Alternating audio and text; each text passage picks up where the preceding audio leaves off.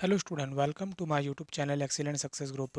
तो स्टूडेंट, आज हम डिस्कस करेंगे क्लास 9 में मैथ एनसीईआरटी सॉल्यूशन चैप्टर 1 संख्या पद्धति के एनसीईआरटी उदाहरण।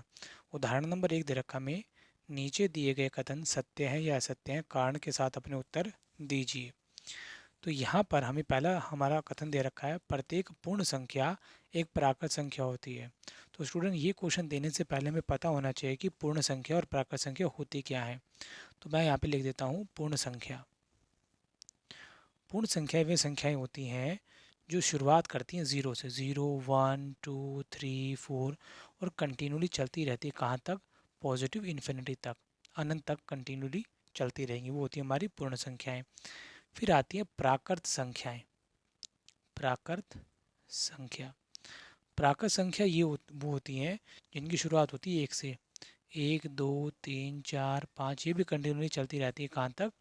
अनंत तक। क्लियर? इन दोनों में सिर्फ और सिर्फ फ़र्क होता है ज़ीरो का। इसमें ज़ीरो आता है जबकि इसमें ज़ीरो नहीं आता है, सिर्फ इतना फ़र्क होता है। पूर्ण संख्याओं को W से रिप्रेजेंट करते हैं, प्राकृत संख्याओं को N से रिप्रेजेंट करते हैं। अब हम अपने स्टेटमेंट को पढ़ते हैं। बोला पूर्ण संख्या एक प्राकृत संख्या होती है। ये पूर्ण संख्या है सारी की सारी। प्राकृत संख्या होती नहीं होती, चेक करते हैं। एक प्राकृत संख्या है, दो वो भी है, तीन है वो भी है, चार वो भी है। बट ज़ीरो जो है पूर्ण है, बट ये प्राकृत संख्या नहीं होती है। ज़ीरो की वजह से ये स्टेटमेंट फॉल्स हो रही है। अगर ज़ीरो नहीं होता तो ये बात पूरी पूरी हमारे यहाँ पे ट्रू निकल जाती। तो हम क्या लिखेंगे? ये जो स्टेटमेंट है वो क्या है? असत्य है, क्योंकि शून्य एक प्राकृत संख्या नहीं है। क्योंकि शून्य एक पूर्ण संख्या है परंतु प्राकृत संख्या नहीं है।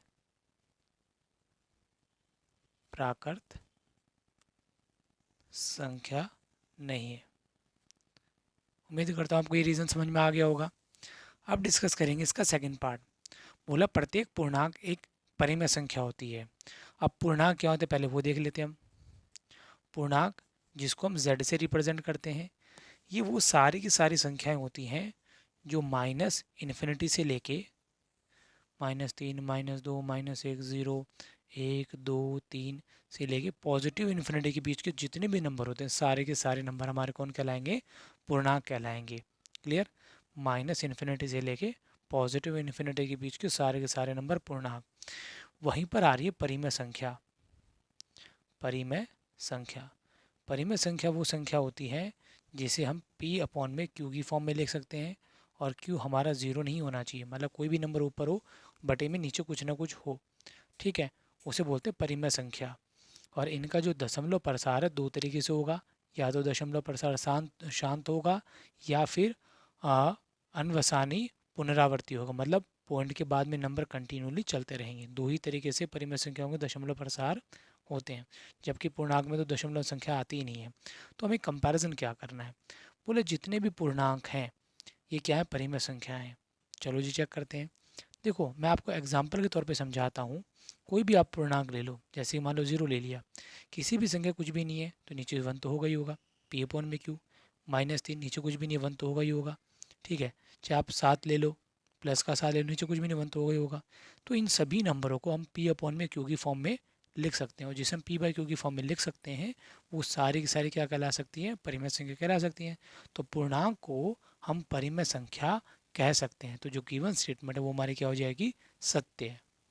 तो स्टूडेंट, रीज़न मैंने यहाँ पे मेंशन कर दिया है कि जो गिवन स्टेटमेंट हमारी वो क्या है? सत्य है।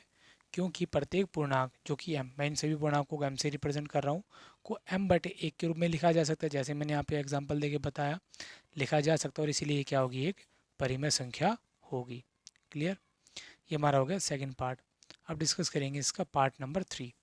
पार्ट नंबर 3 में क्या कहा गया है कि प्रत्येक परिमेय संख्या एक पूर्णांक होती है। प्रत्येक परिमेय संख्या, तो यहाँ पर मैं वापस वही स्टेटमेंट फिर लिख देता हूँ जो हमने ऊपर लिखी थी। परिमेय संख्या वो संख्या जिसे हम p बाई क्यू की फॉर्म में लिख सकते हैं, जहाँ पर q हमारा नॉट इक्वल टू 0 होगा, 0 के बराबर नहीं होगा। वो कौन होगी? हमारी परिमेय संख्या। फिर बोला पूर्णांक, मैंने ऊपर ही बताया था पूर्णांक को हम z से रिप्रेजेंट करते हैं। ये माइनस इन्फिनिटी से लेके -3, -2, -1, 0, 1, 2, 3 से कंटिन्यूली इन्फिनिटी तक चलती है लाइनें। ठीक, तो पूर्णांक मैंने यहाँ मेंशन कर दिए हैं। ठीक है, अब हम अपनी कंडीशन को चेक करते हैं। बोला प्रत्येक परिमेय संख्या एक पूर्णांक होती है। अब परिमेय संख्या के अंदर तो बहुत सारी संख्याएं आ सकती हैं। जैसे मैं एग्जांपल के तौर पे लेता हूँ, जो हमारी परिमेय संख्या है, परिमेय संख्या एग्जाम्पल के तौर पे मैंने ले लिया 3, नीचे 6 ले लिया। ठीक है, कोई भी ऐसी संख्या जिसे p बटे क्यू की फॉर्म में ले सकते हैं, या फिर 2/5 या 1/3, ये सारी परिमेय संख्याएं p अपॉन क्यू की फॉर्म में। बट ये जो नंबर मैंने यहाँ लिखे हैं ये यहाँ पर पूर्णांक के अंदर मौजूद नहीं है। ठीक है, तो जितनी भी फ्रैक्शन वाली संख्याएं होंगी, यानी जो बटे में आती होंगी, भिन्न वाली संख्याएं होंगी, वो सारी संख्याएं पूर्णांक यहाँ पे नहीं हो सकती। ठीक, इसीलिए ये जो स्टेटमेंट होगी हमारी क्या हो जाएगी, फॉल्स हो जाएगी। तो स्टूडेंट रीज़न मैंने यहाँ लिख दिया है कि स्टेटमेंट असत्य होगी। परिमेय संख्या में अन्य कई प्रकार की संख्याएं आती हैं।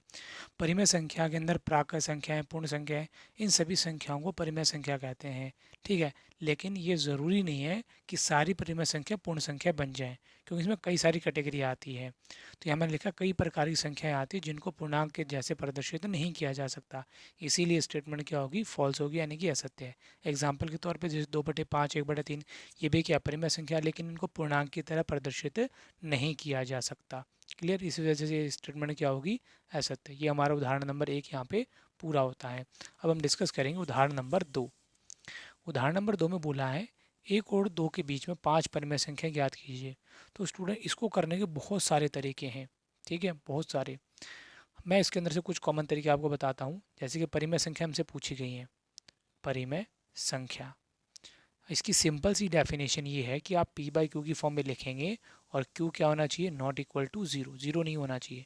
जैसे कि 1 और 2 के बीच में आने वाली संख्या 1.1, 1.2, 1.3, 1.4, 1.5, आप इस तरीके से भी ले सकते हो। ये भी सारी की सारी कौन है, परिमेय संख्याएं हैं। लेकिन आप कहोगे तो p/q की फॉर्म में है ही नहीं।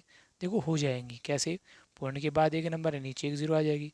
पूर्ण के बाद एक नंबर है, नीचे फिर एक जीरो, एक नंबर है, नीचे एक जीरो, एक नंबर है, नीचे एक जीरो, एक नंबर है, पॉइंट हटेगा तो नीचे क्या आ जाएंगी, एक जीरो। तो सारी p/q की फॉर्म में हो गई।